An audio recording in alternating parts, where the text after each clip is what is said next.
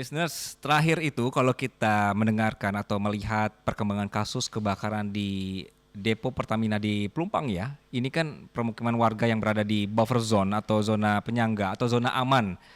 Ini kemarin pilihannya adalah relokasi begitu, agar peristiwa serupa ini tidak terjadi lagi. Padahal dulu sempat terjadi ya di 2009 ya. Nah, siapa sebenarnya yang harus direlokasi? Warga atau depo itu sendiri? Nah, untuk mendiskusikannya di sore hari ini saya sudah terhubung dengan pakar tata kota dan transportasi Yayat Supriyatna. Kang, selamat sore Kang. Selamat sore, selamat sore. Sehat Kang? Alhamdulillah. Alhamdulillah. Kang, terima kasih sekali lagi untuk waktunya di hari ini Kang. Ya. Kang, jadi dari pemerintah aja sebenarnya ini masih ada dua pandangan ya. Pak Luhut mintanya deponya tetap, warganya yang direlokasi. Ya. Betul ya? Iya, Nah, betul. kemudian Erick Thohir beda lagi, warganya yang harus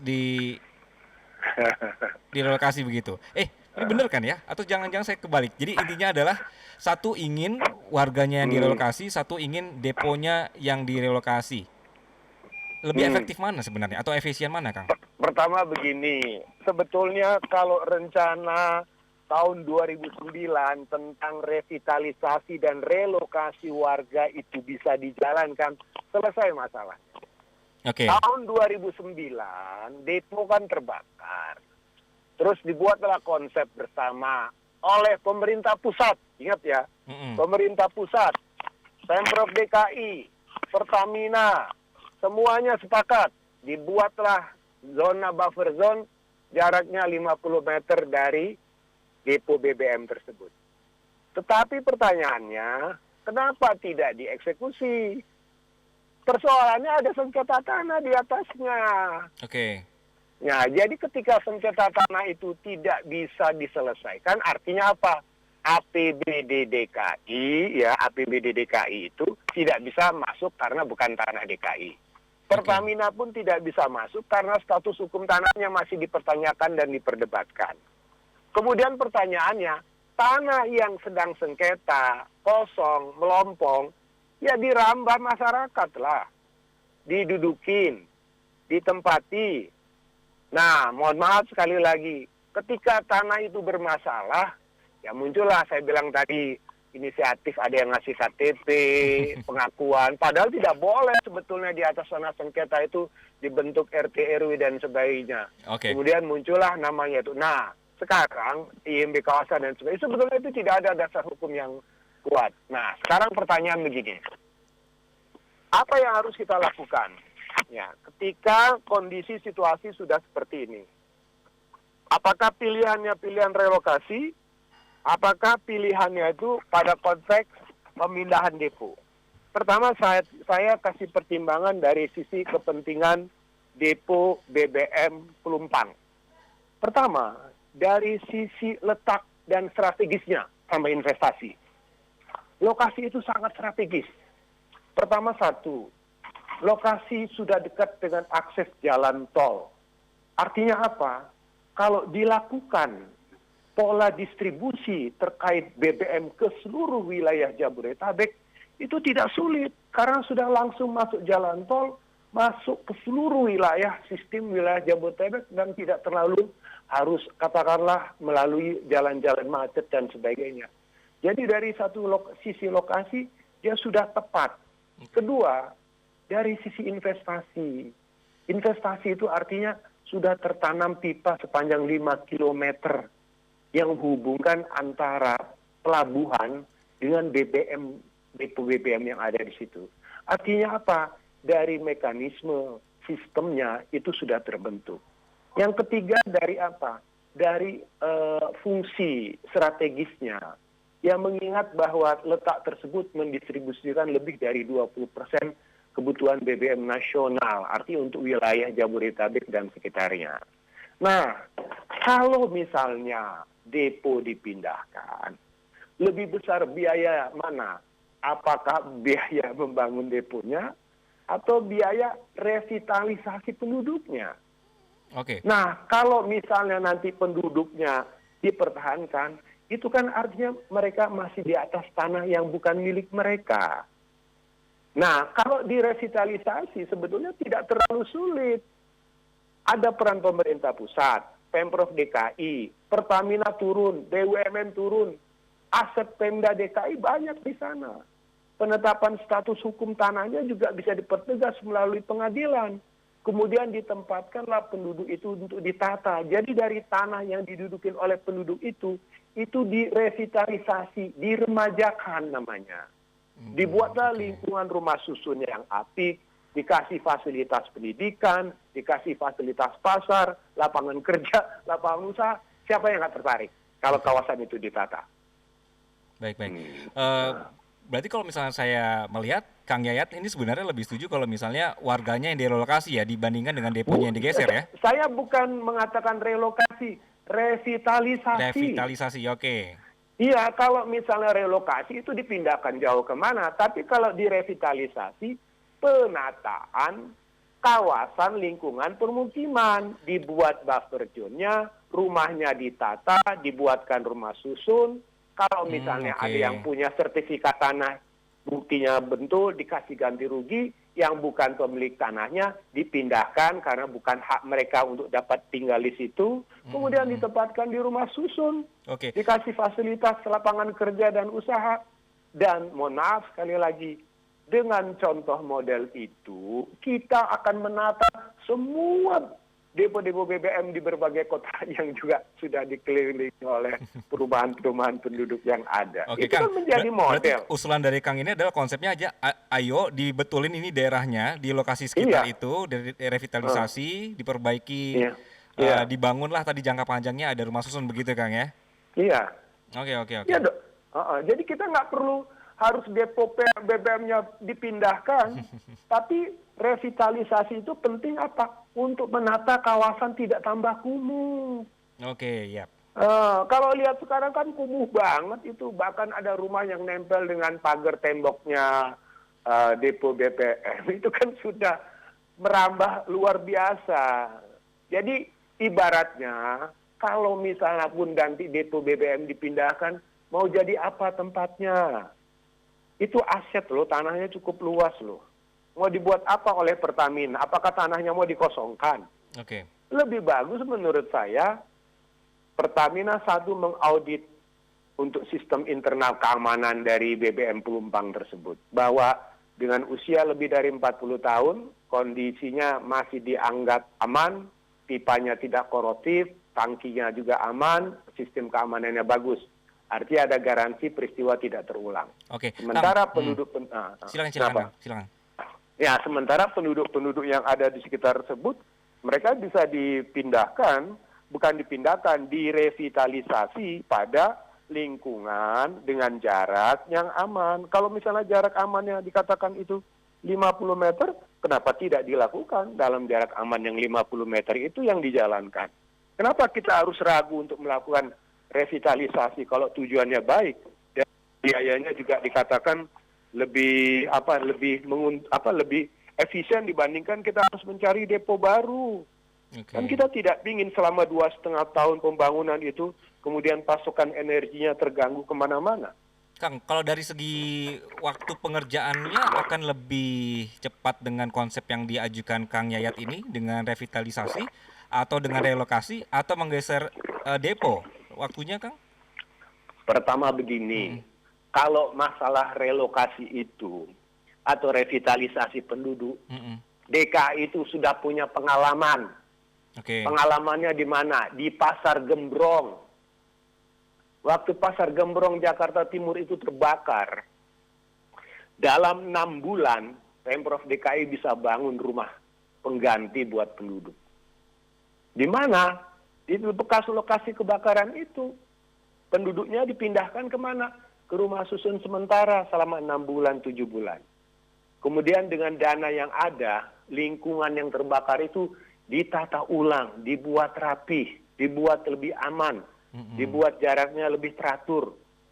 Nah, 6 bulan itu adalah waktu kepastian bagi penduduk yang dipindahkan ke rumah susun untuk merevitalisasi kehidupan mereka dan ekonomi mereka supaya mereka tetap bisa terus hidupkan.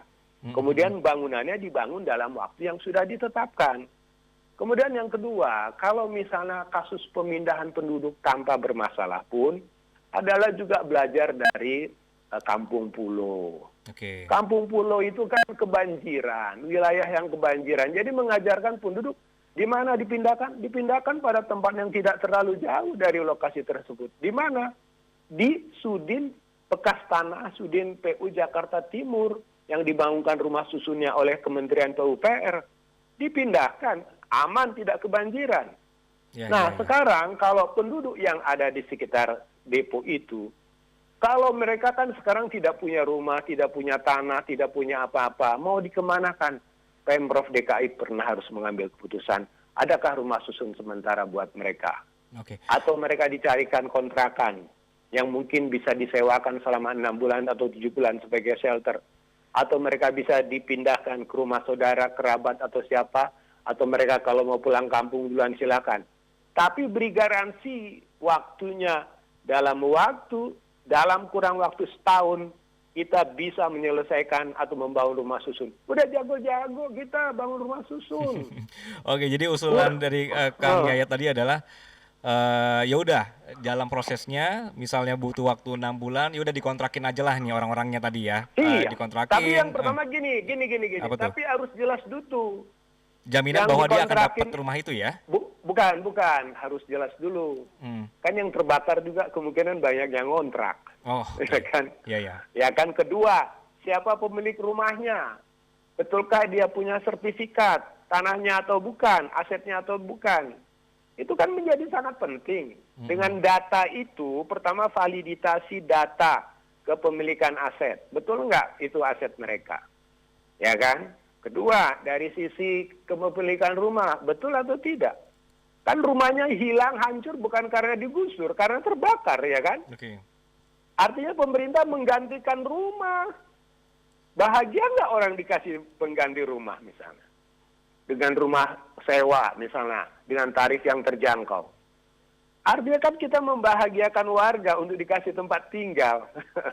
Oke, Kang, warga punya nggak kekuatan untuk menolak jika diajukan revitalisasi lah istilah Akang atau juga relokasi lah gitu kan rata-rata juga biasanya ada penolakan juga nih Kang. Begini, dasar penolakannya apa? Kalau tanah itu punya saya boleh nolak, saya beli ya kan. Kalau misalnya tanah itu bukan tanah saya, terus boleh nggak saya bangun? Nanti kalau dibolehkan di mana-mana nanti tanah-tanah negara didudukin oleh masyarakat. Jadi tidak ada istilah tanah untuk merah nolak ya kan sebenarnya. begitu. Dan kemarin ada dari satu RW yang mengatakan kami nggak berkeberatan dipindahkan, bagaimana pemerintah saja. Oke. Pemerintah kok yang punya kewenangan, pemerintah yang bisa mengatur, pemerintah yang bisa menetapkan. Kami hanya mengikuti bagaimana pemerintahnya. Artinya sudah tidak ada hal-hal yang dikhawatirkan lagi.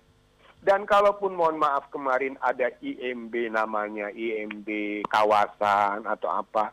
Di mana-mana itu, IMB itu untuk rumah. Dan di atas sertifikat. Kalau BPN itu di mana-mana tidak pernah mengeluarkan sertifikat di atas tanah sengketa. Oke.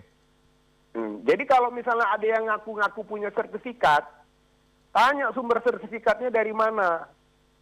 Kalau sudah ada kekuatan pengadilan yang mengatakan bahwa sah sebagai pemilik tanah, kemudian BPN pun boleh mengeluarkan sertifikatnya. Tapi kalau misalnya sertifikat itu dikeluarkan di atas tanah sengketa, saya ragu juga dengan status suratnya.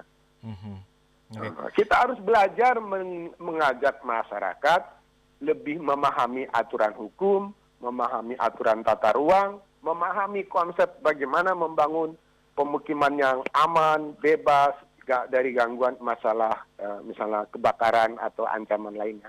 Kalau kemarin keluar IMB yang bersifat kawasan itu, kan harusnya begini. Kalau kita di tata ruang bilang, apakah Anda mengizinkan orang membangun rumah, di sebelahnya ada pabrik kompor yang meleduk, di samping kawasan yang berbahaya?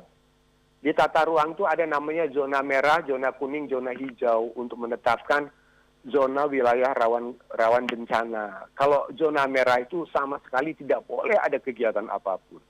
Zona kuning itu boleh kegiatan tetapi tidak bersifat untuk permanen. Zona hijau itu zona yang dimungkinkan oleh orang tinggal. Oke. Itu kan tinggal menetapkan batas zonasi saja. tinggal 50 meter ditarik ke sana, apa sih susahnya? Orang tanahnya juga tanah sah, kalau itu memang milik Pertamina, mengapa tidak? Tapi ternyata memang susah, Kang, pada praktiknya ya, karena kejadian terus. Kenapa? Ya, kenapa harus susah? Kalau pemerintah punya kekuatan, dulu Kampung Pulo pemerintah ini Oke. apa yang diprotes? Karena begini, kalau kita membiarkan terjadinya perambahan, menduduki tanah-tanah yang bukan hak milik atas dasar kebutuhan rumah, sebetulnya pemerintah memindahkan pun mereka untuk mendapatkan rumah yang sama, ya kan? Mm-mm. Bukan Seharusnya mau. meninggalkan mereka, bukan itu. Kalau misalnya mereka punya tanah, begini di mana-mana itu, kalau misalnya di sana dibangun secara tata ruang memang resmi, tanya punya IMB nggak? Oke. Oke. Kalau saya lebih cenderung istilahnya revitalisasi. Revitalisasi. Oke, Kang. Oke lah ya. Maksudnya kan ini kejadiannya sudah 2 kali juga di Pelumpang begitu ya. Kita bisa menjadikan ini sebagai momentum untuk perbaikan total lah begitu ya. Ya. Kalau dari tata perkotaan ya Kang ya, sebenarnya depo itu di mana sih posisinya Kang? Yang amannya dan juga bisa mempercepat distribusi Kang? Depo Pertamina itu dibangun tahun 74, Iya. tahun ini itu dulu deket jalan Jakarta Bypass. Oke. Itu memang satu-satunya jalan yang bisa dikatakan aksesnya itu bisa langsung ke arah Bogor, ke arah Bekasi, ke arah mana. Tahun 72, 74 itu kawasan sekitar itu masih sepi. Pelumpang itu masih di pinggir kota, gitu kan. Jadi tidak ada pemukiman. Tapi dengan seiring perkembangan kota, perkembangan kawasan, ya lama-lama penduduk bertambah. Nah, Oke. yang menjadi masalah, kenapa buffer zone-nya tidak dibangun, tidak dilindungi? Karena persoalan status hukum tanahnya itu. Oke. Klaim Pertamina itu melalui katanya ada surat dari Kemendagri sebagai itu kan menjadi sebuah pertanyaan. Klaim penguasaan itu sama dengan di bandara. Di bandara ada namanya KKOP, Kawasan Keselamatan Operasi Penerbangan. Yang di mana di tempat itu seharusnya tidak boleh diizinkan pembangunan rumah maupun kegiatan apapun di sekitar bandara. Tapi tanahnya memang tanahnya milik masyarakat. Tapi statusnya untuk mendirikan bangunan tidak diizinkan. Oke. Kang, jadi di mana nih Kang? Sebenarnya kita balik ke awal tadi. Di mana yang sebenarnya depo itu seharusnya ditempatkan? Karena bisa jadi ini kita bisa karena mulai dari clean set ya, mulai dari awal. Iya. Ayo kita ajak tidak hanya Jakarta mungkin atau daerah-daerah baru untuk Kalau membuat depo yang depo benar gini, gitu. begini. Depo BBM Pelumpang itu memang pas di situ karena dekat dengan pelabuhan. Pada saat itu ya. Memang harusnya begitu. Oke. Kan bahan bakarnya dari Kalimantan, dari Balikpapan, dari Oke. luar negeri. Mm-mm. Kapal-kapal tanker itu masukinnya ke situ, disalurkan Oke. ke jaraknya itu. Jadi kalau misalnya mau dipindahkan Pelindo, tanah Pelindo, nanti berantem lagi dengan Pertamina. Ya kan? Oke. Pelindo punya rencana pengembangan nggak di sana? Kalau Pelindo bilang, gue butuh pelabuhan, tiba-tiba tanah gue diambil sama Pertamina, apa nggak tambah masalah?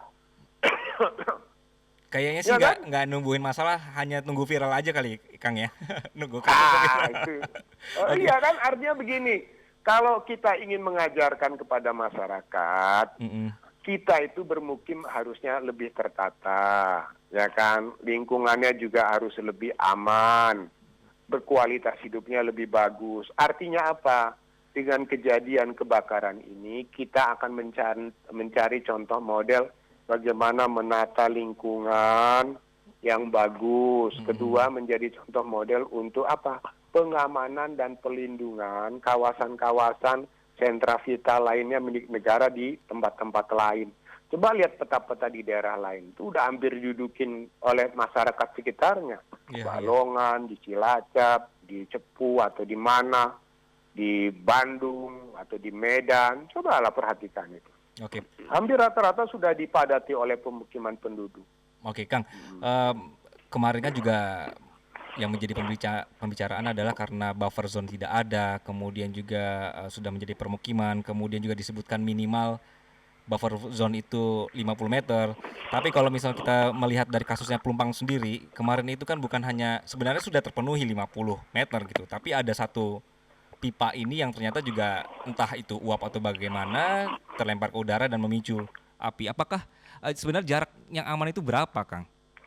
Begini, kalau aman jaraknya itu kan memang ada ketentuan teknis, tapi biasanya ukurannya itu tergantung kepada besarnya volume tangki. Oke. Kalau tangkinya makin besar, maka potensi ledakan eksplosifnya itu juga makin tinggi. Oke. Maka ada namanya jarak sambaran api dan ada namanya jarak radiasi panas. Oke. Ya kan? Nah, jadi setiap jarak besaran tangki itu ada ukuran-ukurannya. Kalau tangkinya kecil mungkin ya tidak terlalu besar potensi ledakannya. Tapi kalau tangkinya besar-besar, di Pelumpang itu berapa banyak yang besar-besar. Yang Iya. kemarin baru satu tangki, coba 2-3 tangki meledak. Lebih gede lagi ya kan? Amannya, Nah, Kang? di situ. Usulannya, Kang? Amannya? Ya kalau relativitas itu sebetulnya sangat tergantung kepada kebijakannya. Oke. Kalau memang mau ditetapkan 50 meter boleh, mau ditetapkan aman lebih jauh 100 meter juga nggak ada masalah. Tergantung kepada berapa tanah yang tersedia di sana. Kalau makin jauh ya makin bagus. Ada yang mengatakan mau 1 kilo, wow lebih luas lagi. Tanah kosong, waduh di Jakarta lihat tanah kosong, susah itu. Susah. Tapi bicara soal tanah kosong ya, Kang. Kita ini kan memang sulit sekali melihat tanah kosong kebiasaannya. Nanti termasuk pipanya sendiri gitu, bisa menjadi rumah baru atau bahkan jual pecel lele, bahkan dia dibangun di atasnya gitu-gitu loh, Kang. Kalau dari Kang Yayat, bagaimana caranya, apa yang bisa dilakukan untuk mencegah warga ini menempati lahan-lahan yang untuk objek vital khususnya, Kang? Pertama, bisa nggak PT Pertamina itu mendapatkan kepres seperti PT Kereta Api? Kepres ya, Kang? Oke. PT Kereta Api itu dapat kepres tahun 2011 untuk mengamankan koridor rel kereta api, membebaskan tanahnya, mengambil asetnya, menertibkan, membongkar, membangun, meratakan, mengambil aset kembali. Sukses tuh PT Kereta Api, nggak ada yang ngelawan. Bahkan aset-aset yang diambil Pemda pun bisa diambil alih kembali oleh PT Kereta Api. Bisa nggak Pertamina mendapatkan kepres dengan keputusan yang tegas, yang jelas untuk membuat itu? Oke. Bisa nggak nanti PT Pelindo, PT Angkasa Pura, PT PN Gas untuk mendapatkan surat keputusan mengamankan lingkungan mereka? Kalau misalnya PT Kereta Api itu berhasil mendapatkan keputusan Presiden untuk menata sepanjang koridor rel kereta api, coba lihat itu dari daerah Jakarta Pasar Minggu sampai ke Bogor, dipagar sama mereka. Oke. Ambil emang tanahnya tanah saya. Kenapa harus ini kan? Dibongkar. Kalau yang mau bongkar, ayo bawa ke pengadilan. Salah. Iya kan? Itu PT KAI itu berani banget itu zaman Pak Jonan itu. Ayo siapa yang berhadapan, buktikan surat kamu bahwa kamu itu pemilik tanah. Dapat dari mana tanahnya kamu itu? Dan PT Kereta Api punya bukti otentik mereka adalah pemilik tanahnya. Nah itu kan baru berani, baru tegas dengan SK yang tegas juga. Kalau PT Kereta Api punya keputusan Presiden untuk diperintahkan seperti itu, mengapa BUMN yang lain tidak diberikan satu surat keputusan yang juga sama tegasnya? Oke. Dari situ nanti bisalah dicoba untuk menghindarin ya aksi-aksi untuk perambahan wilayah ini lagi ya, Kang ya? Lah iyalah kan kita juga mengajarkan selama ini banyak aset-aset yang ada itu terlantar, tidak dirawat, tidak dijaga, kemudian diduduki penduduk, kemudian atas dasar pertimbangan sudah puluhan tahun di situ, akhirnya diberikan atas nama kemanusiaan. Ya memang betul menduduki tanah penduduk udah puluhan tahun di situ, ya kan? Sudah dikasih KTP, udah kasih RT RW, kemudian bayar PBB, ya orang merasa aman-aman aja kan? Oke, ternyata Padahal dulu ujung-ujungnya kan bermasalah gitu ya. Oke. Iya, tapi Oke. kalau menurut saya, kalau ini untuk yang strategi vital aja, perlu diamankan seperti itu. Perlu Saya kira itu diamankan, pertimbangan. perlu ketegasan Ya. juga ya. Kang, Ya. nuhun ya Kang ya, terima kasih banyak ya Oke. atas waktunya di sore Ya. hari ini. Ya. Kang Yayat Supriyatna sebagai pengamat tata kota tadi kalau kita catat MG listeners, usulan dari Kang Yayat adalah udah jangan relokasi atau geser-geser depo, revitalisasi gitu, berdayakan orang-orang ini untuk dimanusiakan.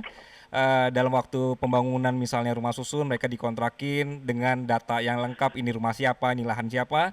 Kemudian juga harus sudah mulai berani lah ya, tegas pemerintah seperti membuat kepres untuk menata daerah depo dan instalasi vital perminyakan gitu ya Kang ya. Ya. Oke, terima kasih Kang, salam sehat dan selamat kembali beraktivitas Kang. Sama-sama.